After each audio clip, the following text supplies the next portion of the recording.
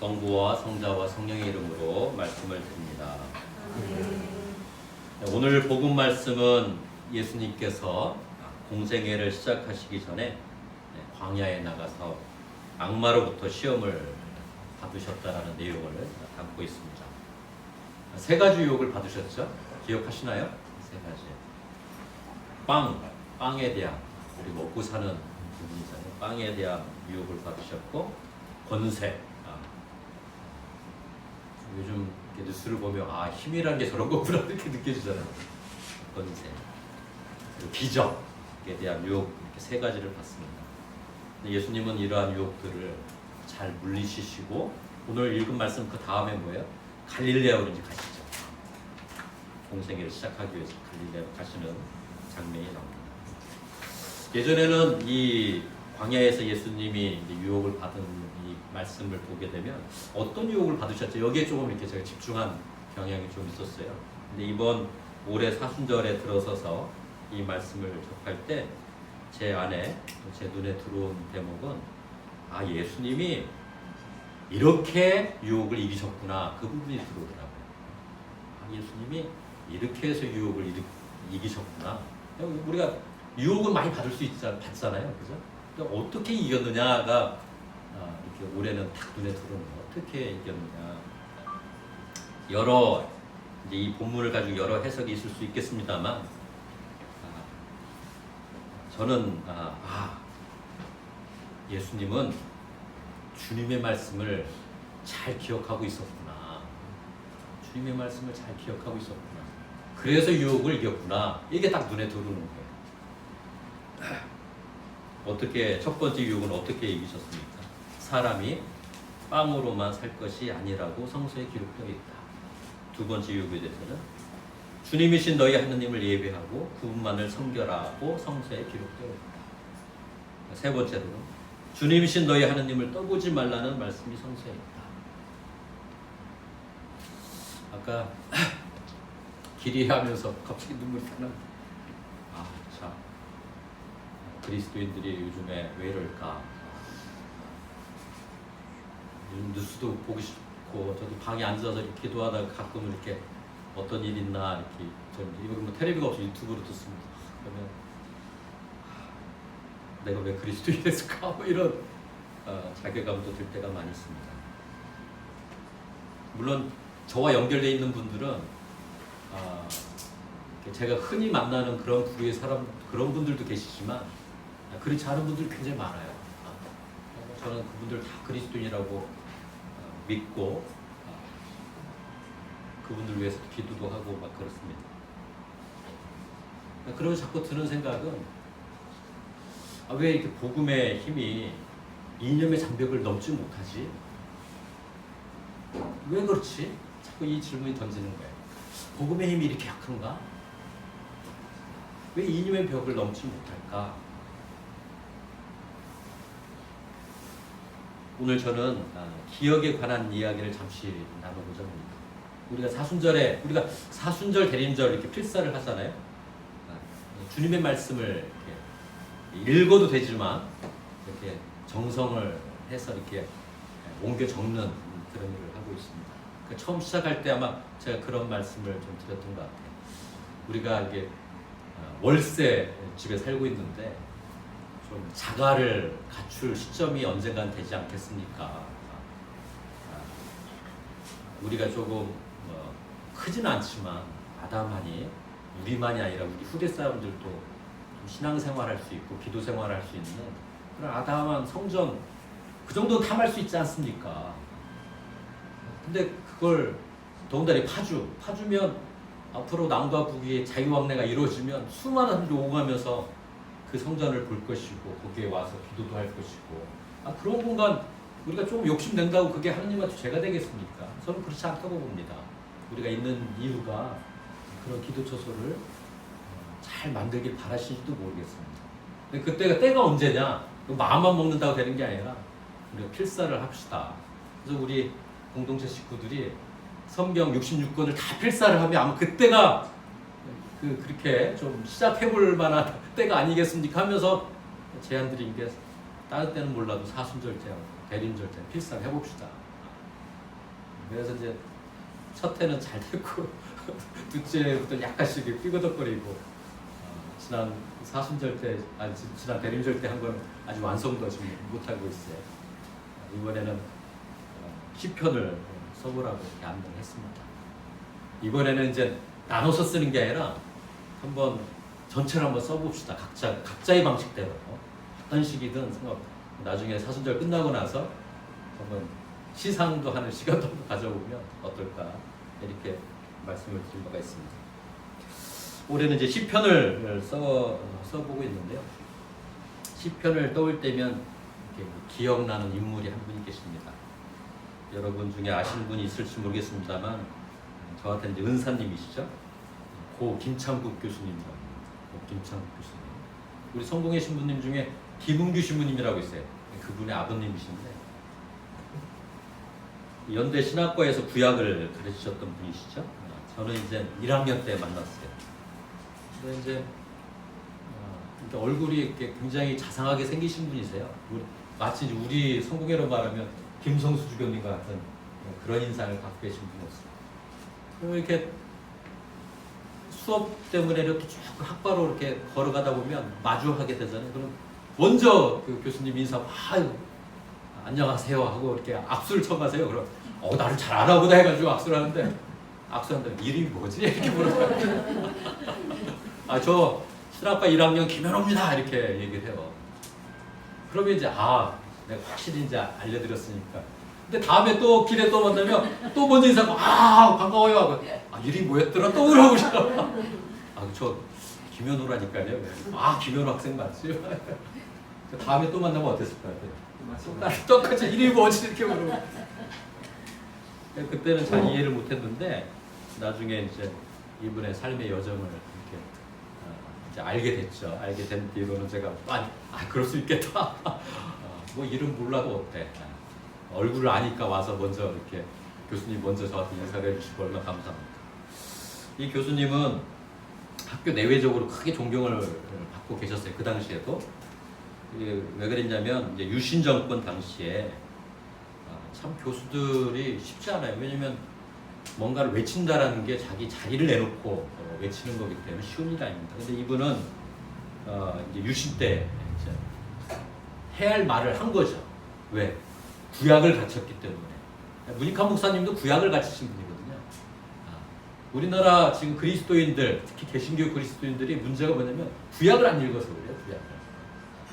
구약을 읽어야 예수님이 무슨 말을 하려고 했던가, 예수님이 뭘 강조하려고 했던 걸 알게 되는 거예요.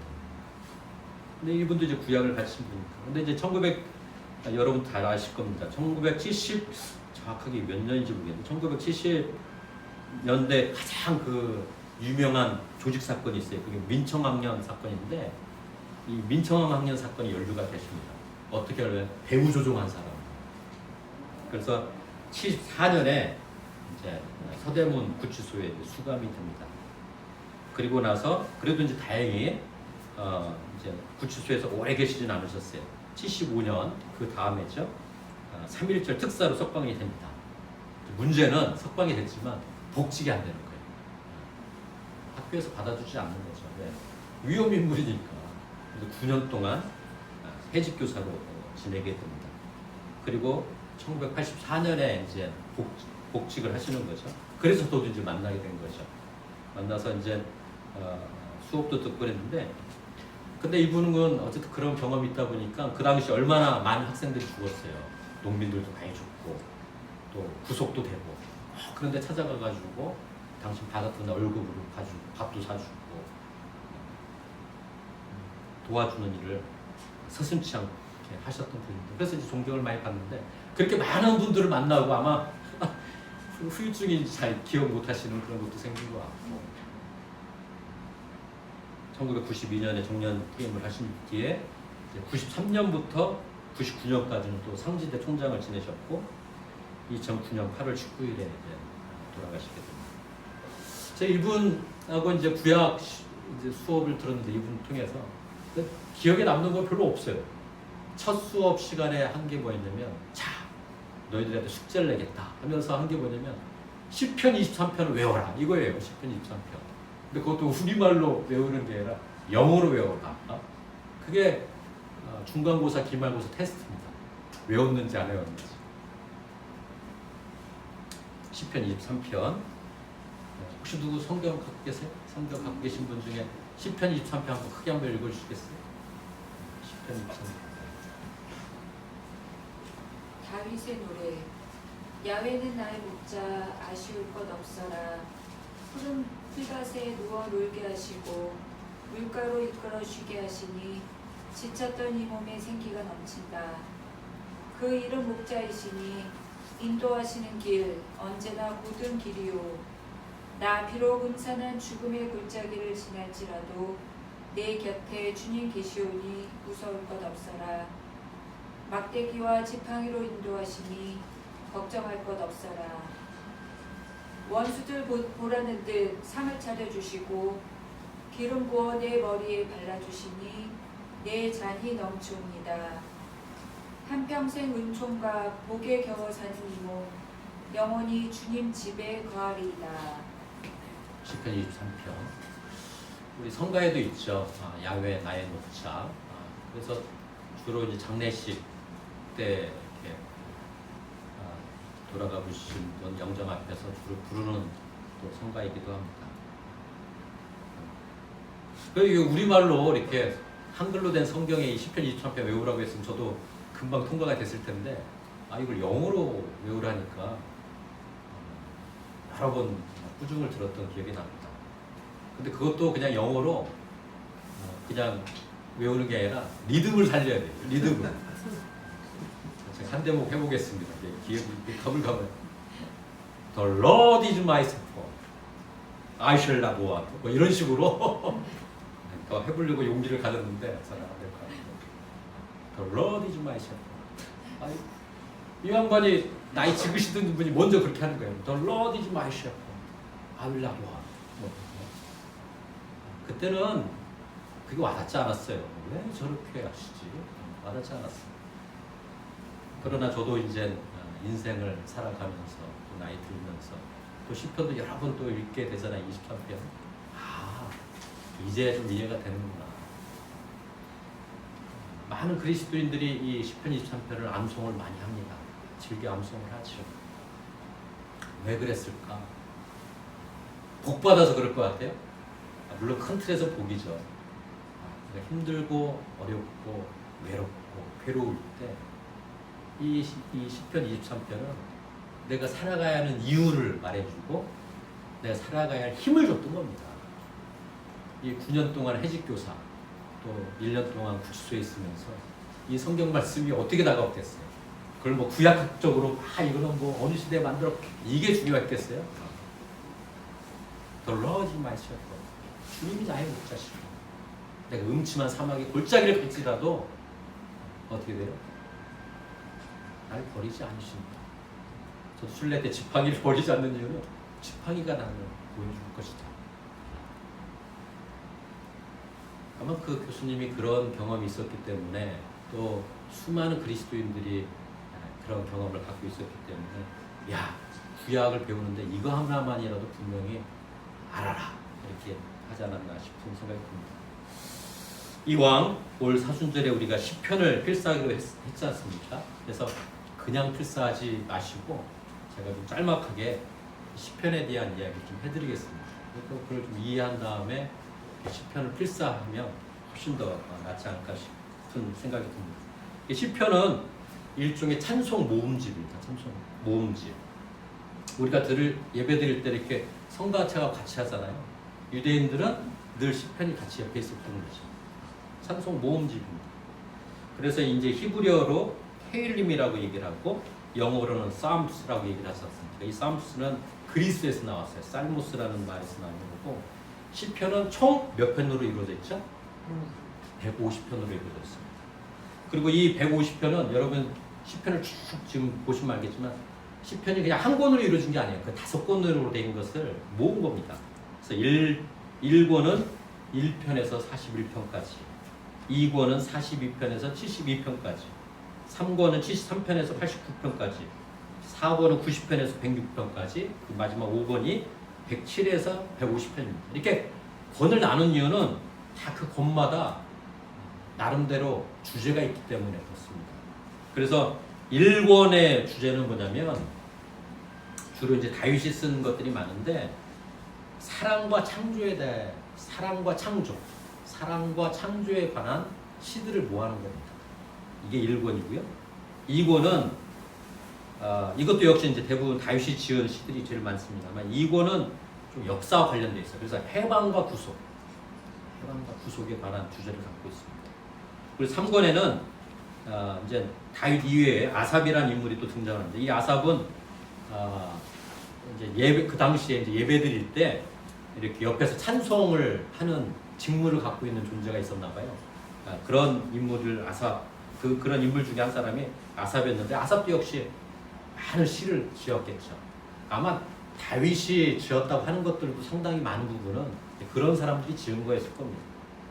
그래서 이제 3권의 주된 주제는 이제 성소 그리고 예배 이런 것과 관련된 주제를 갖고 있고 4권의 주제는 이제 작자 미상의 시편들이 많이 있습니다.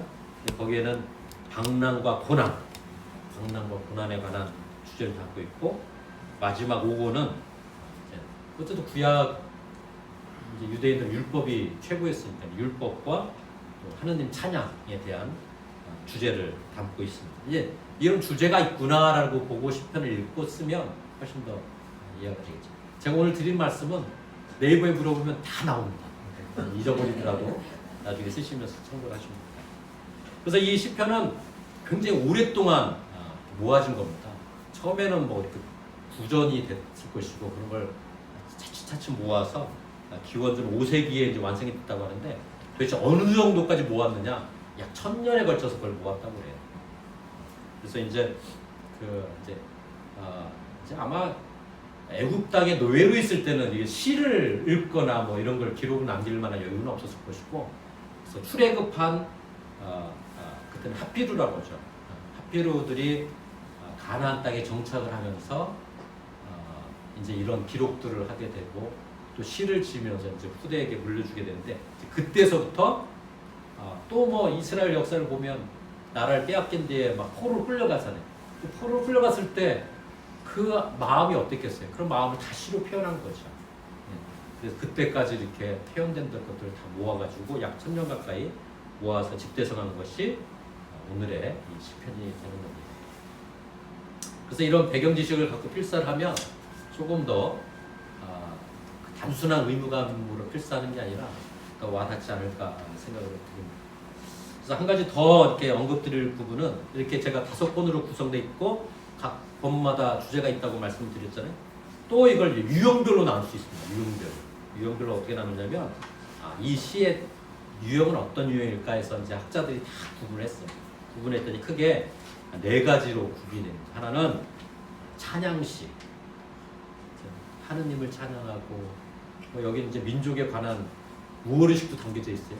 민족을 찬양하거나 찬양시. 그 다음에 또 가장 많은 게 이제 탄원시. 이 유대 사람들이 아픔이 많았잖아요. 그러니까 이제 왜 나한테 이러십니까? 어쩌자고 이러십니까? 이렇게 하는 탄원의 내용의 탄원시. 그리고 본인들이 받은 축복에 대한 감사시. 그리고 그 밖에 시들로 이렇게 나눠져 있습니다. 그래서 내가 이렇게 필사하는 이 시가 탄원에 관련된 시구나. 그래서 시편 23편 아까 얘기했는데 그거는 어떤 거에 들어갈까요? 찬양시, 탄원시, 감사시, 그 밖에 시에 어디에 들어갈까요? 시편 23편. 감사. 학자들은 그걸 탄원시. 어쨌든 내가 힘들고 어려움이 빠져 있는 거잖아요. 그럴 때 나를 지켜달라는 그런 내용의 시로 구분을 짓고 있습니다. 시편 한 편 한 편을 써 내려가며 어떤 상황에서 또 어떤 마음을 담았는지 잘 살피면서 필사를 한번 해보시기 바랍니다. 그리고 시편을 다 쓰시면 이 시편은 나하고 궁합이 맞는 거야. 딱 나에게 다가오는 거야. 그런 시편을 한두 편 정도는 찾아서 좀 외우시는 것도 좋을 것 같습니다. 그리고 더 할 수 있다라면 이거는 5세기 기원전 5세기 전 누군가에 쓰여진 시편인 거잖아요. 나의 시편을 한 편을 한번 써보시기 바랍니다. 우리 고토마님은 잘 쓰실 것 같아요. 그죠? 나의 시편을 한번 써보시기 바랍니다. 그러면 시편이 우리 원래 전례 속에는 시편이 들어가야 돼요.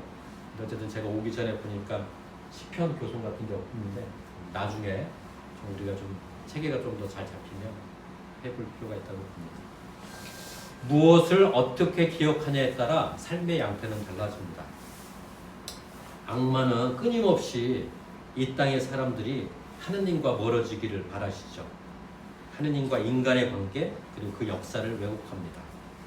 사실상 그리스도인들이 이렇게 막 갈라지고 하는 이유는 악마가 그리스도인 이외의 사람들에 대해서는 관심 가질 필요가 없어요. 왜? 공들일 필요가 없는 거죠. 그리스도인들에게 공을 들여서 어떻게든지 깨트려야 하는 겁니다. 이게 악마의 본래의 목적입니다. 그러니까 이제 이렇게 한국교회가 이런 여정을 밟아 나가는 거죠. 이걸 잘 저는 이제 광야의 유혹을 받고 있기 때문에 잘 이겨 나간다고 저는 믿습니다. 우리 인간들 역시 우리가 기억하고 싶은 것, 우리에게 도움이 될 것만 기억하고 악마의 유혹에 넘어가 왜곡된 것들을 기억하곤 합니다.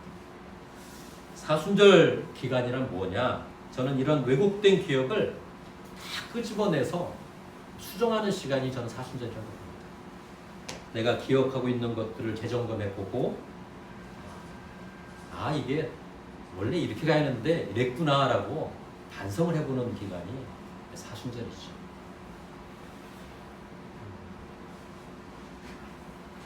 이 사순절 기간이 우리나라로 치면 굉장히 중요한 시기지 않습니까?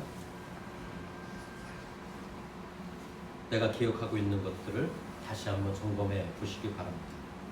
근데 이제 점검을 하려면 매뉴얼이 있어야 하잖아요. 매뉴얼. 그 매뉴얼이 뭡니까? 주님의 말씀이죠. 주님의 말씀. 오늘 서신 말씀은 이렇게 기록하고 있습니다. 하느님께서 말씀은 너 바로 곁에 있고 너 입에 있고 너 마음에 있다.